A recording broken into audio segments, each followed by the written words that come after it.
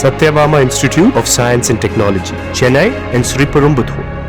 செங்கல்பட்டில் பாஜக மாநில தலைவர் நயினார் நாகேந்திரன் சற்று முன் செய்தியாளர்களை சந்தித்தார். அதனை காணலாம்.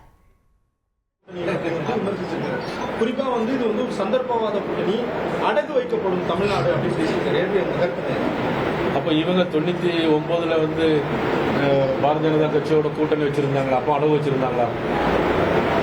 அதாவது சந்தர்ப்பவாத கூட்டணி சொல்றதுக்கு எந்த விதமான காரணமும் இல்லை. அப்போ அவங்க என்ன சந்தர்ப்பம் கூடி இருக்கிறாங்க. காங்கிரஸ் கட்சியும் திமுகவும் இயற்கையான கூட்டணியா ஒன்றும் இல்லைங்க. எங்களுடைய கட்சி இன்னைக்கு தோல்வி, முதலமைச்சர் அவர்களுக்கு தோல்வி பயம் வந்திருக்கு. அதனால சந்தர்ப்பவாத கூட்டணி அப்படின்னு சொல்லிட்டு தோல்வி பயத்தில் பேசிருக்கோம். வேற எத்தனை சாக்கள் வந்தாலும் தமிழ்நாட்டில் ஆட்சி மாற்றம் ஏற்படாது. 26ல் திமுக தான் ஆட்சி அமைக்கணும்னு பேசியிருக்காங்க. அது அவருடைய எண்ணம். மக்கள்லாம் நினைக்கணும். 234 தொகுதி, 234 சட்டமன்ற தொகுதி இருக்கு. 234 தொகுதியிலையும் பெரும்பான்மையாக 130, 140 வந்தால் தான் ஆட்சி அமைக்கணும். அதை மக்கள் தான் நிர்ணயம் பண்ணணும். நானே முதலமைச்சராக வரணும்னா எனக்கு சர்வாதிகாரமாக இருக்கு இல்லைங்களா?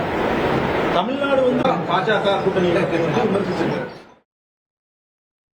செங்கல்பட்டில் பாஜக மாநில தலைவர் நயினார் நாகேந்திரன் சற்று முன் செய்தியாளர்களை சந்தித்தார். அதில் பாஜக அதிமுக கூட்டணியால் முதல்வருக்கு தோல்வி பயம் வந்துவிட்டது என்றும் பல்வேறு கருத்துக்களை தெரிவித்தார். அந்த நேரடி காட்சிகளை பார்த்தோம். Satyabama Institute of Science and Technology, Chennai and Sriperumbudur.